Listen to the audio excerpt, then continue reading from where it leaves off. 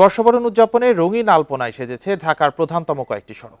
শিশু, কিশোর, তরুণ তরুণী থেকে শুরু করে আলপনা আঁকায় অংশ নিয়ে উচ্ছ্বাস প্রকাশ করেছে সব বয়সী মানুষ। মানিক মে এভিনিউয়ের পাশাপাশি গুলশানেও প্রথমবারের মতো নাগরিক সমাজের উদ্যোগে আঁকা হয় আলপনা। বর্ষবরণে বিশাল আলপনায় সাজানো হচ্ছে কিশোরগঞ্জের হাওর অঞ্চলের অল ওয়েদার সড়ক। হাওরের 14 কিলোমিটার সড়কে আলপনা আঁকছেন 650 জন শিল্পী। বিকাশে কম খরচে ক্যাশ আউটের লিমিট বেড়ে 50,000, প্রিয় এজেন্টও 2টা। শিল্পীর তুলিতে রঙিন হয়ে উঠেছে পিচঢালা রাজপথ। বৈশাখ বরণ উপলক্ষে আলপনায় সাজানো হয়েছে গুলশান 2-এর রাস্তা।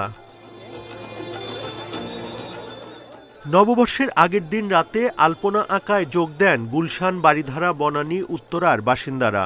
বিপুল সংখ্যক শিশুর অংশগ্রহণ যোগ করে বাড়তি মাত্রা। আমি এখানে আসছি ছবি নিতে ও আলপনা করতে। আমার সবচেয়ে বেশি ভালো লেগেছে যে আমরা সবাই একসাথে এসে এই আলপনাটা রং করছি। বাংলার কৃষ্টি ও সংস্কৃতি সারা দেশে ছড়িয়ে দিতে এ ধরনের আয়োজনে গুরুত্ব আরোপ করেন তথ্য প্রতিমন্ত্রী।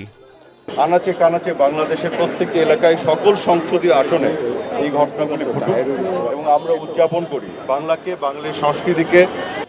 নববর্ষের আয়োজন হয় মূলত দক্ষিণ ঢাকায়। এ ধরনের আয়োজনে উত্তর ঢাকায় সাংস্কৃতিক খরা কাটবে বলে আশা উত্তর সিটির মেয়রের।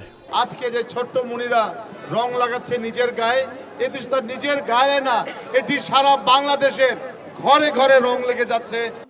রাতভর রঙিন এ আলপনার রং ছড়িয়েছে গুলশান 2 নম্বরের গোলচক্কর থেকে চারিদিকের সব রাস্তা জুড়ে। বাংলাকে, বাংলার ঐতিহ্যকে আমরা যদি সেলিব্রেট করতে পারি তাহলে আমাদের এই কালচারটা আমাদের যে পরবর্তী প্রজন্ম তাদের মধ্যে ছড়িয়ে যাবে। সো সেই জন্যই এই আয়োজন আর কি। এর আগে রাত 8টায় মানিক মিয়া এভিনিউতে শিল্পী মুনিরুজ্জামানের নেতৃত্বে আলপনা আঁকায় অংশ নেয় 5 শতাধিক শিল্পী। বর্ণিল এ আয়োজনের উদ্বোধন করেন জাতীয় সংসদের স্পিকার শিরিন শারমিন চৌধুরী। আলপনায় বৈশাখ আবার শুরু করতে পেরেছি।